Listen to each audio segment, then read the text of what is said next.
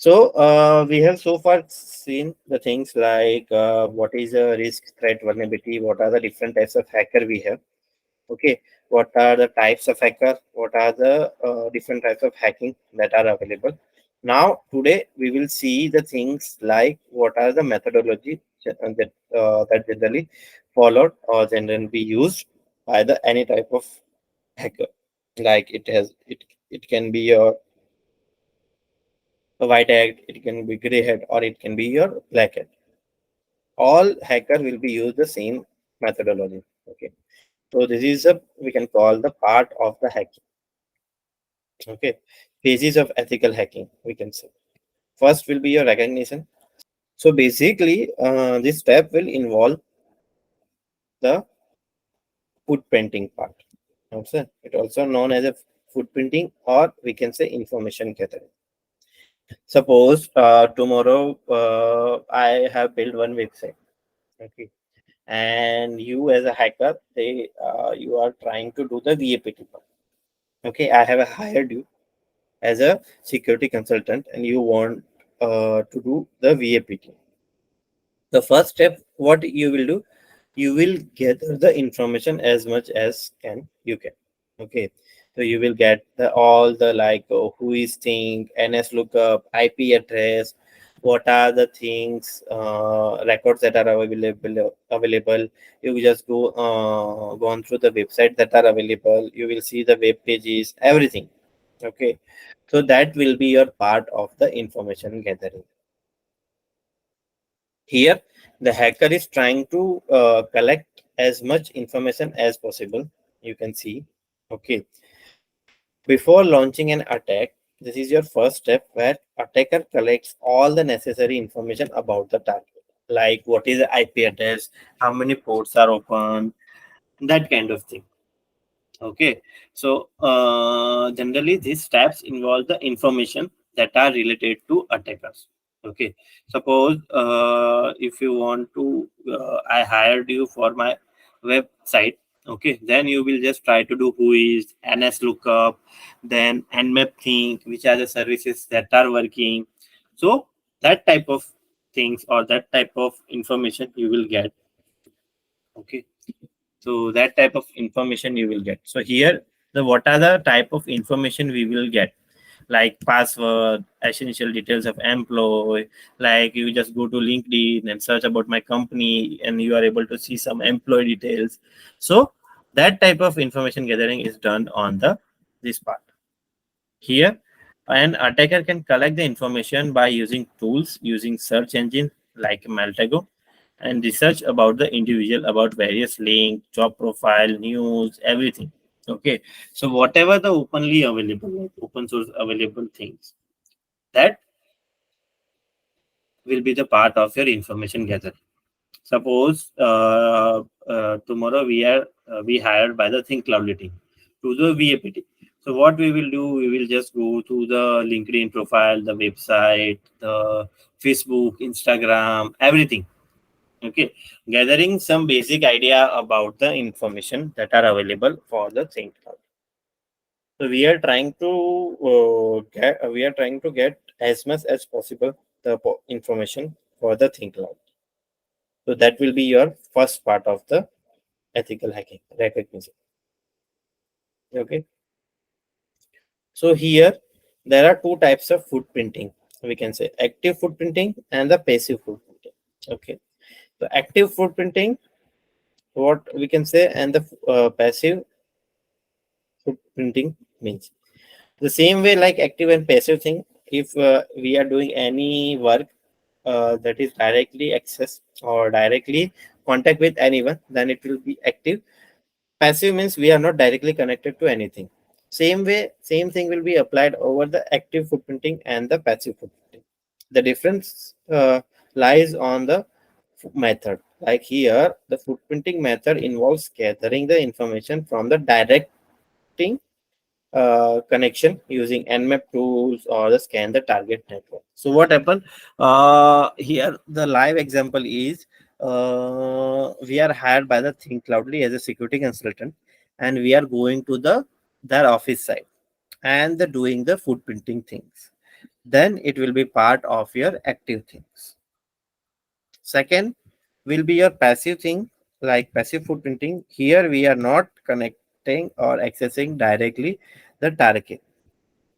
Okay, so here attacker and ethical can collect the report through the social media account, public website, or we can say the Google itself. That open source, whatever the tools that are available, we are trying to get the information from that only. So that will be your active and the passive thing. Okay. Moving forward, second step is your scanning thing. Okay. The name suggests we have to apply the scanning things. Okay, for the particular site. Then what type of actual scanning? Like we can say, okay. First we can say vulnerability scanning, second port scanning, and the third part will be your network scan. Okay. So basically, vulnerability scanning means we are running any automated tool that are available, like Nessus, Nikto, OpenVAS. Okay. Or we can use Nmap also for finding any vulnerability that are available. Okay. So this is called the vulnerability scanning.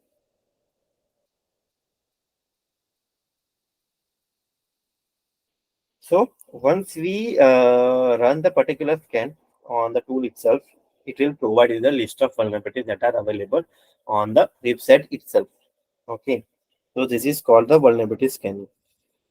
You can see the scanning practice targets the vulnerability. So this is the vulnerability scanning things.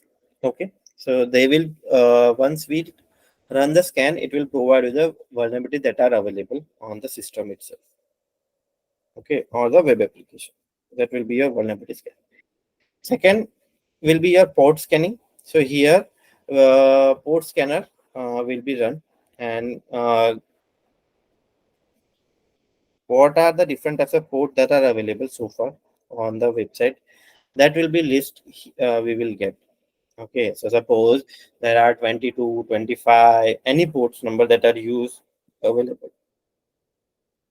So that type of information we will get from the port scanning itself. Okay. Third part, it will be your network scanning. Okay, so here network scanning means we are connected to the organization network and we are doing the network scanning. So here we are getting how which all the devices that are connected to that particular network. Okay, we will get all the information. What are the different type of firewall? What are the different types of speech? What are the different types of things that are available on the network itself? We will get from here on the. So moving ahead, third phase will be your gaining access. So you you got all the information. Second, you have to scan the things. Now, third part will be the gaining access. Here, using the vulnerability that we are getting, that we got on the second phase, we are trying to exploit that particular vulnerability.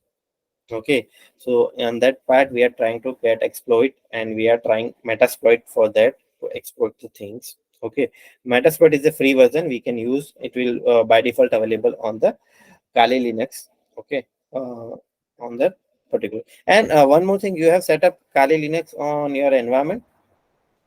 We are using more. You can see Windows is most useful for general use purpose. Okay, anyone can use. So Kali Linux or Parrot OS. So that type of operating system we have in that this hacking related tools that are by default installed. Okay, so you don't have to install anything. You can leverage those things. Okay, and you can use things for the learning and doing the hacking things. And yeah, so in that you will get all these basic tools like Metasploit and Map, then whatever you want to scan. Okay, so just let me see. Okay, okay, so this is just setup you will do. Okay, you have to install this VMware workstation free version. Okay, in that you can see my Kali Linux I have set up. Okay, so this is the same way you have to set up in your system if you have enough space. Okay, and your desktop or laptop is supported. Otherwise, you can use their try hack my portal, 1 hour free Linux system. Okay, if you want to, but I prefer generally to do practice on this portal or this separate environment, because it will give you the things whenever you require.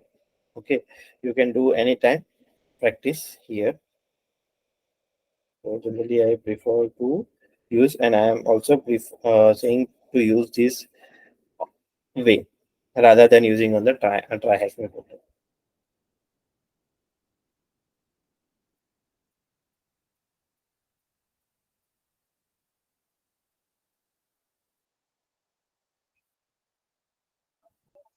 Okay, so this is a way you have to set up things. Okay, uh, you can just go to these tools. Okay, just use the tools. You can see the things like information gathering, vulnerability analysis, web application analysis, database related assessment if you want to do, password attack, wireless related attacks, reverse engineering, exploitation tools, okay, sniffing tools, post exploitation, forensic, and the reporting tool. Okay, you can get all the information, like you can see DNS analysis, IDS, IPS identification, Maltego, that general mention, Nmap, Reconnaissance. So here the OS will this OS will provide all types of tools that are available. Okay, then you can just directly have to use those tools, leverage those things uh, in your day-to-day life. Okay, so this is a setup you have to create. First, you have to install the VMware. Second, you have to set up your Kali Linux machine. This is the way. Okay, so this is a setup you have to do on your system. So you will get some more idea and do the practice. Okay. So this is your gaining access related part. Fourth step will be your maintaining the access. Okay, so what is the things like, once you gain the access, okay, you have to maintain this access too. Okay, till the time you get your objective is complete. Okay, so suppose